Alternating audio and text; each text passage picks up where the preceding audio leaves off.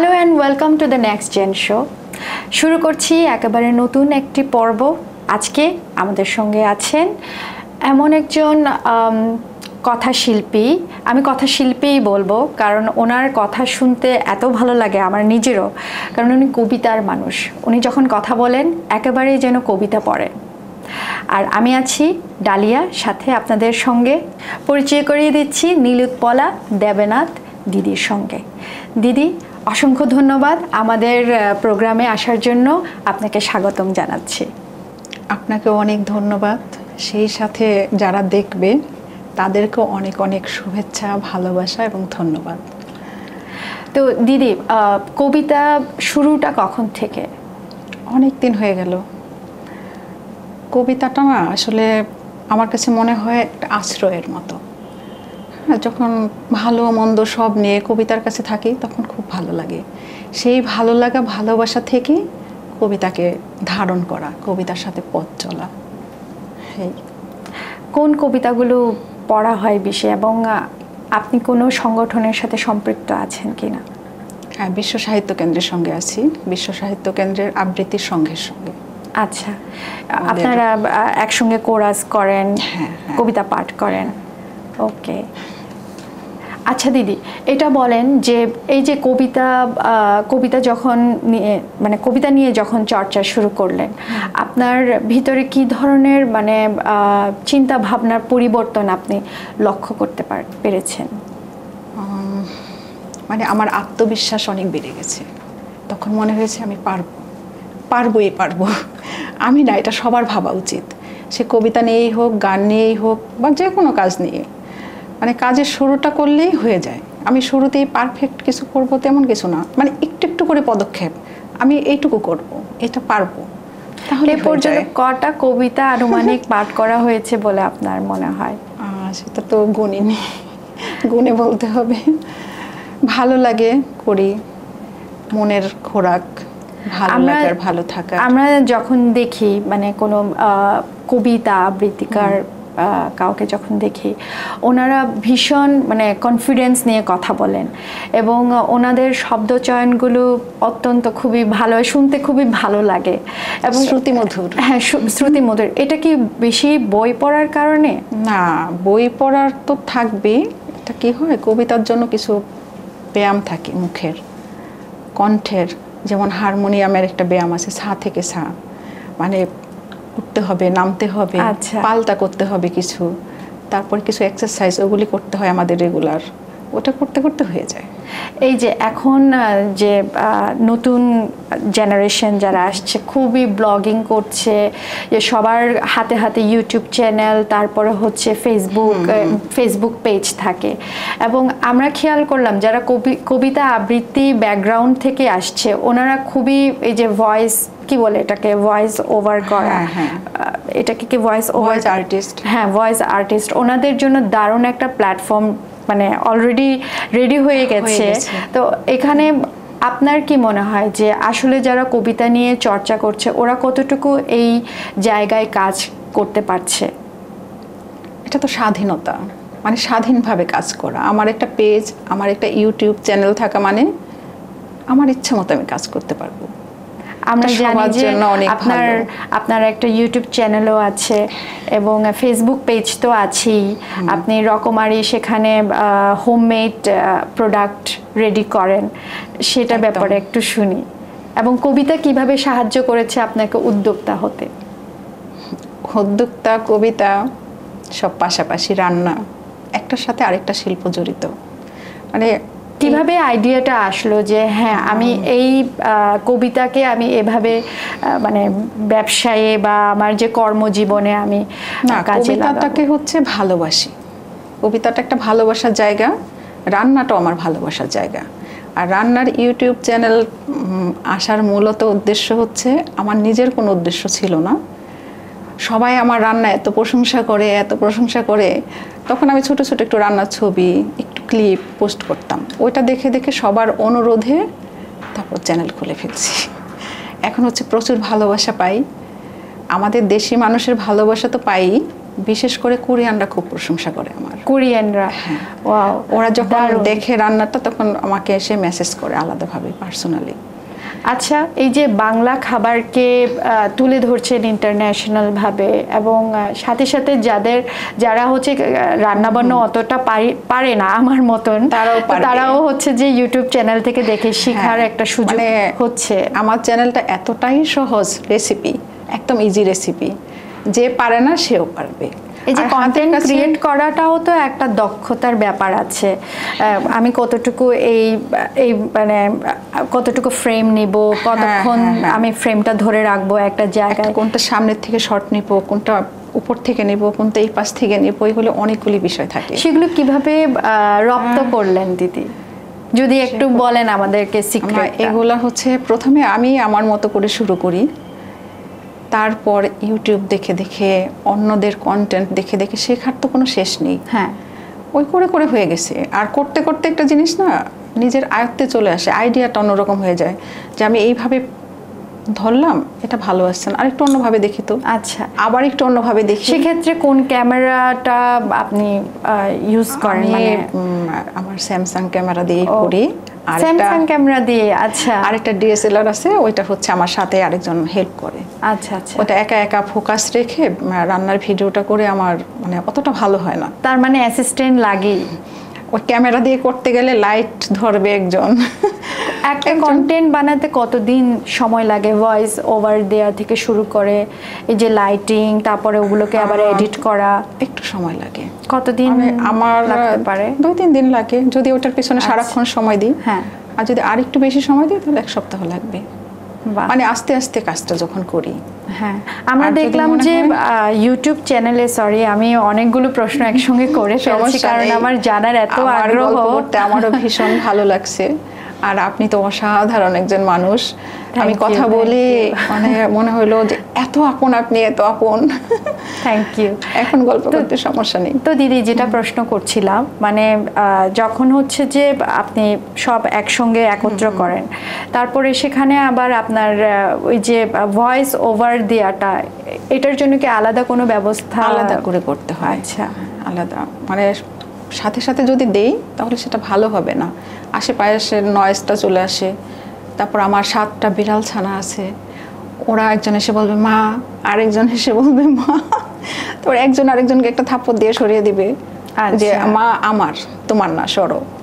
ওই খাবার হয়তো এটা ধরে একটা টান দিল, ওটা ধরে টান দিল, ওইভাবে হয় না। আমরা দেখলাম যে ইউটিউব এবং ফেসবুক দুটা চ্যানেলেই হচ্ছে আলাদা আলাদা আপনি চালান। যেমন ফেসবুকে দেখলাম আপনার সম্পূর্ণ হোমমেড একটা প্রোডাক্ট আছে যেটার নাম মনে হয় হিং। হ্যাঁ, হিং এর অর্থ কি এবং হিং এ কি কি প্রোডাক্ট আছে? হিং এর অর্থ হচ্ছে একটা মশলার নাম, তেমন কোনো অর্থ নেই, সেটা মশলার স্বাদ গুণ বাড়িয়ে দেয়। বিশেষ করে ইন্ডিয়ান খাবারগুলিতে হিংটা ইউজ করা হয়। হোমমেড সম্পূর্ণ হচ্ছে নিজেদের বানানো, সব নিজেদের। ওকে, মানে ঘরে সব তৈরি হয়, ঘি, বাটার, মশলা সব আমি তৈরি করি। আর শাড়ি আমরা যারা আছি হিংয়ের সাথে যুক্ত আমার ভাই বোন, আমরা সবাই মিলে। আপনারা আছেন এখানে 6 জন। 6 জন পার্টনার সবাই? প্রথমে আমি একাই ছিলাম, তারপরে আমার ভাই বোনরা চলে আসে, ওদেরকে সাথে নিয়ে নিই। আচ্ছা, মানে একই পরিবারের লোকজন। কতদিন ধরে চলছে? করোনার সময় থেকে, 2020। আচ্ছা, 5 বছর। তবে আমার হিংয়ের সেল বেশি হয় অফলাইনে, অনলাইন থেকে। আচ্ছা। আর সবাই রিপিট কাস্টমার। এখন পর্যন্ত কেউ কোথাও যায়নি। চুড়ি বানাই, টোট ব্যাগ, শাড়ি, আর বিশেষ করে আমার নাড়ু। আচ্ছা, ওটা অনেক সেল হয়। মানে পুরো দেশ জুড়ে আপনার অর্ডার আসে? হ্যাঁ, আমরাও অর্ডার করব ইন ফিউচার অবশ্যই। Thank you. আর এই যে আপনি উদ্যোক্তা হয়ে উঠলেন, পরিবার থেকে কি ধরনের সাপোর্টটা পেয়েছেন? আর ফুল সাপোর্ট। এবং বন্ধু বান্ধব থেকেও আপনি যথেষ্ট সাপোর্ট পেয়েছেন বলে? হ্যাঁ, আশেপাশে প্রতিবেশী, পরিবার তো ফুল সাপোর্ট, প্রতিবেশীরাও আছে, বন্ধু আছে। মানে আমি যেখানে যেখানে যাই আমি বলবো যে আসলে আমি খুব লাকি।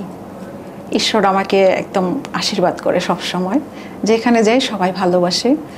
আর আমাকে কেন জানি বিশ্বাস করে। আর আমি যা ব্যবহার করি নিজের জন্য সেটাই অন্যকে দিই। মানে ওর মধ্যে যে একটু ভেজাল থাকবে, একটু অন্যরকম থাকবে, এটা কখনোই হয় না। মানে ওটা নিয়ে আমি স্যাক্রিফাইস করতে পারবো না। আপনার ফার্স্ট কাস্টমার কে ছিল?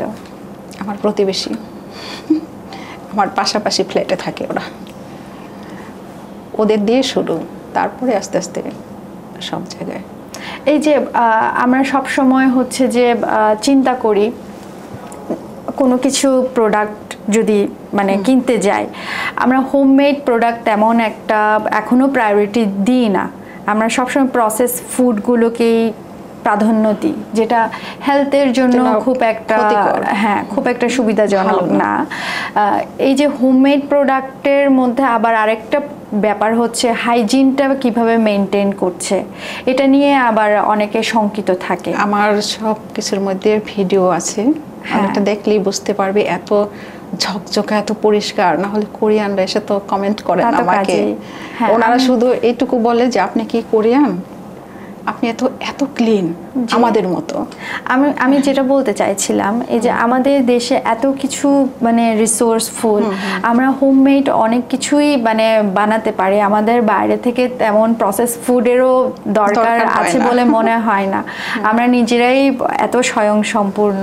তো আপনার কি মনে হয় এই যে হোমমেড ফুড এখনো মানুষের কাছে সেরকম জনপ্রিয় হয়ে উঠছে না, এবং জনপ্রিয় হয়ে ওঠার জন্য কি করতে হবে দিদি? ভালো মানের প্রোডাক্ট দিতে হবে, খাবারটা স্বাস্থ্যসম্মত দিতে হবে, এটুকুই। আমি যদি আপনাকে একবার খাবারটা দেই, আপনি খাওয়ার পরে নিচ্ছি আমার কাছ থেকে নেবেন, অন্য কোথাও থেকে চিন্তাও করবেন না তখন। তো আমিও অনেক অনলাইন থেকে অর্ডার করি, যেটা ভালো হয় না।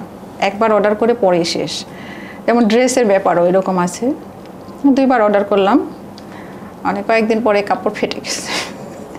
আমি তো আর ওদেরকে ভুলও অর্ডার করব না। তো সবার ক্ষেত্রে এটাই হয়, মানে ভালো জিনিস দিতে পারলে সে কাস্টমার থাকবেই, আর এটা জনপ্রিয়তাও বাড়বে। একদম সত্যি কথা। আর দিদি, আমরা দেখেছি যে দিদির ইউটিউব চ্যানেলে যে হচ্ছে যে কবিতা আমরা শুনেছি রান্না করতে করতে, তারপরে কোনো কিছু খাবার বানাতে বানাতে। তো আমরা একটু শুনি আপনার মুখে কবিতা। আচ্ছা, ঠিক আছে। একটা ভালোবাসার কবিতা দিয়ে শুরু করি। আমার পৃথিবী, রামচন্দ্র দাশের কবিতা। জীবনের কোন প্রহরে যে তোমাকে নিয়ে ভাবি না, তা নিয়ে আজ আর ভাবি না আমি। আমার সকল প্রহরী এখন তোমাতে নিমগ্ন। কাক ডাকা ভোর, সোনা রোদের সকাল, স্তব্ধ দুপুর, অবসন্ন বিকেল, নিঝুম সন্ধ্যা কিংবা নিশুতি রাত, কোন সময়টাতে তোমাকে আমি ভাবি না তার কোনো হিসেব নেই। কারণ এমন কোনো সময় যে নেই আমার। আজ জীবনের সকল প্রহর জুড়ে তোমার অনুরণন। প্রভাত সূর্য যেমন সোনালি আলোর স্পর্শে জাগিয়ে তোলে পৃথিবীকে, তেমনি তোমার আলোয় জেগে উঠি আমি।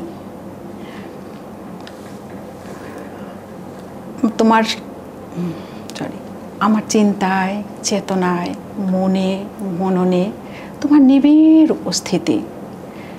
সমস্ত সত্তায় তোমার উষ্ণ স্পর্শ নিয়ে জীবনের পথে পা বাড়াই আমি।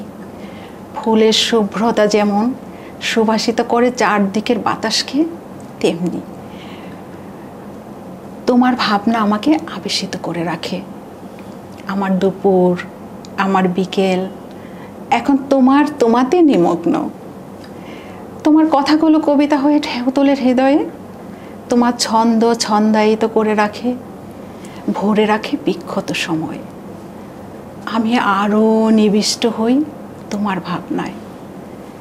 দিনের শেষ আভা ছড়িয়ে সূর্যটা হেলে পড়ে পশ্চিমে, আমিও তেমনি হেলে পড়ি ভাবনার আবহে। তোমার ভাবনায় সন্ধ্যা ঝিরিঝিরি বাতাস তোমার স্পর্শকে বয়ে নিয়ে আসে আমার কাছে। তুমি রাতের সাধুরীতে ধরা দাও সকল মাধুরী নিয়ে। রাতের আকাশের অগণন তারা, পূর্ণিমার চাঁদ, জ্যোৎস্নার উছলে ওঠা ঢেউ, রাতের মায়া ঘুমের স্বপ্নডোর, রাত জাগরণের ভাবনা, সব কিছু একাকার হয়ে যায় তোমাতে এসে। তুমি আমার সকল ভাবনা, তুমি আমার ভালো লাগার বাঁধনে এক পরিপূর্ণ পৃথিবী। তুমি আমার এক পরিপূর্ণ পৃথিবী। ধন্যবাদ। কি চমৎকার, কি চমৎকার দিদি। মনে হচ্ছে আমাদের আজকের এই স্টুডিওটা মিনি একটা থিয়েটার, মানে আবহাওয়া চেঞ্জ হয়ে গেছে। কৃতজ্ঞ দিদি, অনেক কৃতজ্ঞ। আর এই যে একটা কবিতা মানে মুখস্থ করতেও তো অনেক পরিশ্রম লাগে, দিনের পর দিন পরিশ্রম ঠিক বলা যায় না। আমি যদি ভালোবাসি, আমি যখন কবিতাকে ভালোবাসবো, রান্নাকে ভালোবাসবো, আমি আশেপাশের মানুষকে ভালোবাসবো, প্রকৃতিকে ভালোবাসবো, তখন অটোমেটিক্যালি হয়ে যায়। ঘরোয়া একটা মানুষ, মানে ঘরেই অনেক কিছু করা যায়, মানে নিজেকে আবিষ্কার করা, আমি কি পছন্দ করি, আমি কি নিয়ে চর্চা করে থাকতে পছন্দ করি, এই যে নিজেকে ব্যস্ত করে রাখা, কি দারুণ একটা ব্যাপার। তার মধ্যে কত সৃষ্টিশীল মানে চিন্তা ভাবনা চলে আসে। হ্যাঁ, একদমই আসে। আর ভালো যা কিছু আছে সব কিছুর সাথে আমি আছি। আমি সব সময় পজিটিভ, কখনো নেগেটিভ না। তাই তো আপনি এত পজিটিভ মানুষকে অ্যাট্রাক্ট করেন। এই জন্য তো মনে হয় দিদি, এই জন্য মনে হয় যে আপনার একার যে উদ্যোগ নিয়ে যে শাড়ি বা আপনার যে হিংয়ের যে বিজনেসটা, এখানে আরো মানুষ এক হচ্ছে। হ্যাঁ, ওরা আমার খুব আদরের ভাই বোন, খুব ভালোবাসার। ওরা কেন, ওদের সাথে আরো মানুষ যুক্ত হবে, আরো যুক্ত হবে। আমি একা না, অনেক মানুষকে নিয়ে যখন ভালো থাকবো তখন হচ্ছে সেটা সত্যিকারের ভালো থাকা। একা একা কখনো ভালো থাকা যায় না।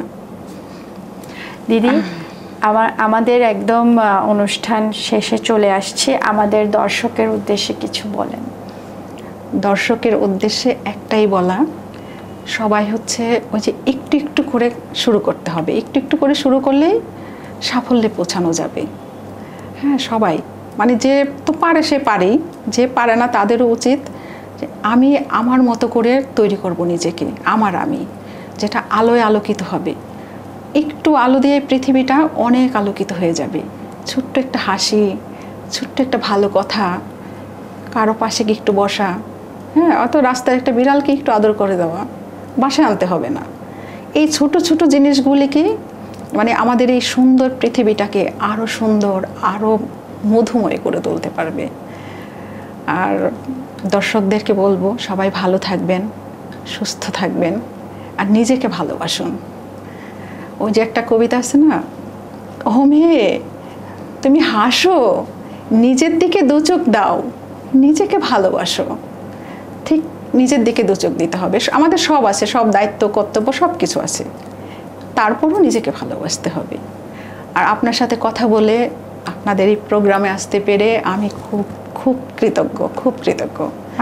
আমি খুব মুগ্ধ আপনার সাথে কথা বলতে পেরে। ভীষণ ভীষণ ভালো লাগলো, সময়টা খুব ভালো কাটলো। আর আপনাদের নেক্সট জেন চ্যানেলকে অনেক অনেক ধন্যবাদ, অনেক অনেক কৃতজ্ঞতা। আপনাদের জন্য অনেক ভালোবাসা, অনেক শুভকামনা রইল। আমাদের খুবই ভালো লাগছে আপনাকে আমরা ইন্ট্রোডিউস করতে পেরেছি আমাদের দর্শকদের সাথে, এবং সেই সাথে আমরা আবিষ্কার করছি আপনাকেও, এবং মানে যত জানি আপনাকে তত আমরা মুগ্ধ হচ্ছে। এত দারুণ মানুষ, চমৎকার মানুষ আপনি। যে আমি দিদি খুব সাধারণ একটা মানুষ, কিন্তু আমার বুকের ভেতরটা আকাশের মতো। তাই তো হওয়া উচিত। ভালো লাগলো। আমরা একেবারেই শেষ পর্যায়ে চলে আসছি, আবার আপনার সঙ্গে আড্ডা দিব। এতক্ষণ কথা বলছিলাম অসাধারণ আবৃত্তি শিল্পী, সফল উদ্যোক্তা নীলোৎপলা দেবনাথ, এবং ওনার যে স্পৃহা এবং উদ্যমী যে মনোভাব, এটা আসলে ভাবতে শেখায় যে শুধুমাত্র একা কাজ করে নয়, সবাইকে নিয়ে হচ্ছে কাজ করা এবং সুন্দরভাবে বাঁচাটাই সবচেয়ে গুরুত্বপূর্ণ। ভালো থাকবেন সবাই। আগামী পর্বে কাকে আমাদের গেস্ট হিসেবে দেখতে চান অবশ্যই আমাদেরকে কমেন্টে জানাবেন। আমাদেরকে লাইক, কমেন্ট, সাবস্ক্রাইব দিতে ভুলবেন না। পাশে থাকবেন। ধন্যবাদ।